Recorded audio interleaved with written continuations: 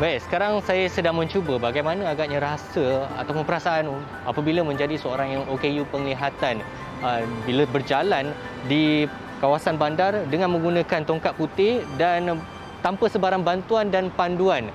Jadi pastinya anda di rumah jangan cuba aksi ini kerana untuk menggunakan tongkat ini pastinya akan ada cara yang betul, dan untuk mengenal pasti tactile ini ada juga cara yang betul. Untuk itu saya bersama dengan Sharifah Nurjahan untuk membimbing saya berjalan di persisiran kawasan bandar ini dengan bantuan ataupun cara yang betul. Hai Sharifah. Hai. Boleh tunjukkan saya jalan? Boleh. Alright, awak di depan.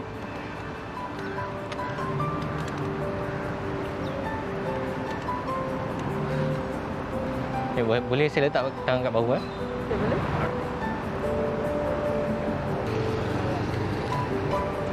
Okey, jom kita mula. Pertama kali berjalan dengan menutup mata sepenuhnya di tempat awam dan dipandu oleh Sharifah, seorang OKU penglihatan, memang sukar dan menakutkan. Bukan untuk mengejek, tetapi mencuba apa yang dialami oleh mereka dalam kehidupan, membuatkan saya perlu bergantung kepada diri lain untuk berjalan.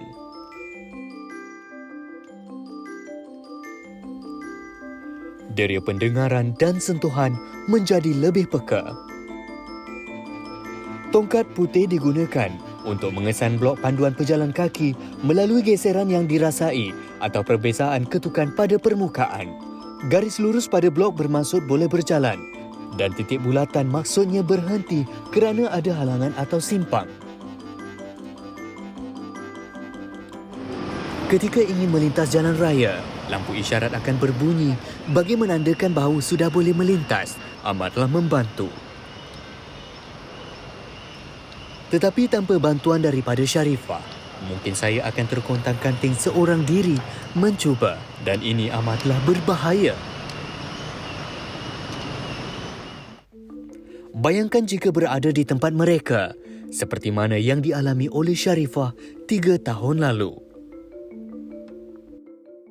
Sharifah Nurjahan Said Jakirul Alam, 24 tahun, mengalami kecacatan kekal penglihatan sejak tahun 2018 akibat penyakit autoimun yang menyerang tubuhnya. Dia dahulunya mampu melihat dengan jelas sama seperti insan lain, namun penyakitnya itu menyebabkan penglihatannya menjadi kabur sedikit demi sedikit bermula ketika usianya 18 tahun. Anak sulung daripada 5 adik-beradik ini meneruskan pengajian di peringkat ijazah sarjana muda perundangan. Walaupun begitu, dia masih lagi perlu belajar untuk mengadaptasi kekurangan dirinya sebagai seorang OKU penglihatan. Pada suatu hari itu, saya dan kawan saya balik ke rumah saya, dan pada waktu tu sudah pun senjalah nak dekat malam dah.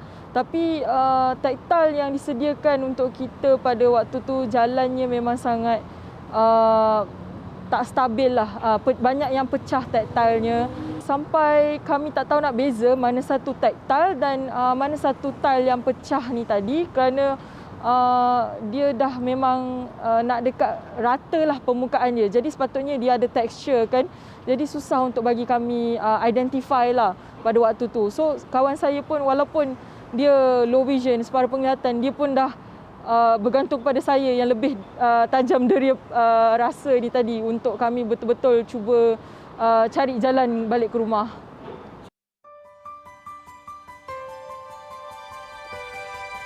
Dalam Akta Orang Kurang Upaya 2008, Akta 685 bahagian 4 memaktubkan peruntukan perihal penggalakan dan pembangunan kualiti hidup dan kesejahteraan orang kurang upaya yang antara lain menyentuh mengenai hak-hak OKU ke atas kemudahan khas seperti tempat-tempat awam, hak pendidikan, pekerjaan dan maklumat. Oleh itu, ada banyak fasiliti awam untuk golongan OKU yang perlu disediakan bagi memudahkan mereka.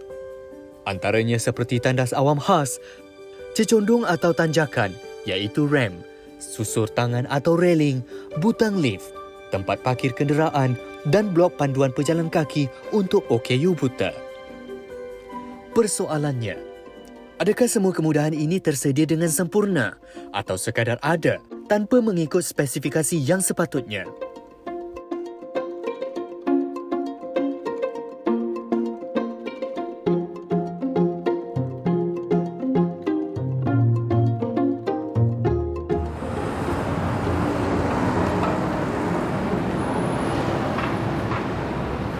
Jadinya memang dekat kawasan bandar memang susah nak jumpa lekuk-lekuk yang macam ni.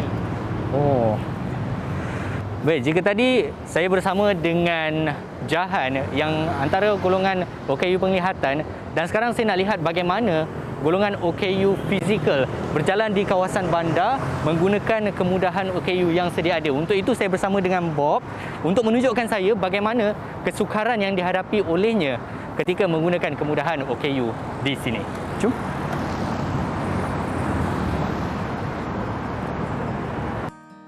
Muhammad Fazri Izzardi Zainal Abidin, 34 tahun atau lebih mesra dipanggil sebagai Bob, dilahirkan sebagai insan normal. Tetapi pada tahun 2012, satu kemalangan menimpanya ketika melakukan kerja-kerja pemasangan wayar lampu di stadium. Bob terjatuh dari ketinggian 21 kaki. Namun umurnya masih panjang, dia disahkan mengalami kecacatan kekal di saraf tulang belakang T9 yang menyebabkan lumpuh separuh badan. Pada awalnya memang sukar, tetapi dengan sokongan keluarga dan kecekalan dirinya, dia sudah boleh mula berdikari.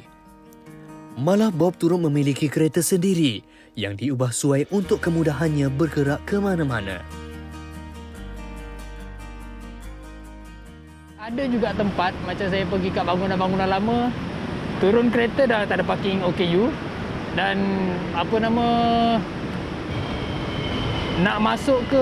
nak naik ke kereta ada macam bonggol tu, tak ada rem. Jadi saya tak boleh nak naik, perlukan bantuan orang. Saya kena tunggu orang lalu minta tolong dia untuk angkat saya naik rem. Berdasarkan tinjauan dan perbualan saya bersama Sharifah dan Bob, apa yang saya dapati, kawasan untuk kemudahan OKU sememangnya disediakan. Cuma ada yang kurang sempurna daripada segi spesifikasi dan penyelenggaraan. Antaranya seperti sistem blok panduan pejalan kaki untuk OKU penglihatan tidak dibaiki atau dibina dengan betul. Cecondong atau rem yang tidak mengikut spesifikasi yang sesuai atau rosak dan tidak diselenggara dengan baik. Tempat parkir OKU yang khusus sukar ditemui di kawasan premis kedai tepi jalan. Parkir OKU biasanya ditemui di kawasan pasaraya, taman permainan awam dan kawasan rehat dan rawat R&R Lebuh Raya. Menerusi tinjauan di beberapa lokasi sekitar Kuala Lumpur, saya juga dapati masih ada segelintir rakyat Malaysia yang tidak menghormati kemudahan yang disediakan untuk golongan ini. Seperti contoh, cecondong di tepi jalan untuk kemudahan OKU fizikal dijadikan tempat meletak kenderaan. Ini menyukarkan mereka untuk menaiki laluan yang disediakan buat pejalan kaki. Selain itu, parkir OKU yang disalahguna oleh orang awam dengan meletakkan kenderaan mereka, terutama di kawasan R&R. Walhal terpampang jelas tanda serta gambar orang berkerusi roda. Begitu juga dengan kemudahan tandas khusus untuk OKU. Ada tandas yang sengaja dikunci, menyebabkan golongan ini terpaksa menggunakan tandas awam biasa yang tiada pemegang tangan untuk berpaut. Sempena Hari OKU Sedunia yang berlangsung pada 3 Disember baru-baru ini, Perdana Menteri Malaysia, Datuk Seri Ismail Sabri Yaakob, ada menyatakan mengenai peruntukan sebanyak 30 juta ringgit untuk menjadikan bangunan-bangunan kerajaan mesra OKU, dan juga pihak berkuasa tempatan PBT digalakkan untuk menerima pakai prinsip reka bentuk sejagat bagi menambah baik akses kemudahan awam OKU. Usaha murni ini sedikit sebanyak mampu meringankan beban golongan berkenaan yang sememangnya perlu dititik beratkan. Ini secara tidak langsung mungkin dapat meningkatkan kesedaran umum mengenai pentingnya kemudahan OKU khususnya di tempat awam.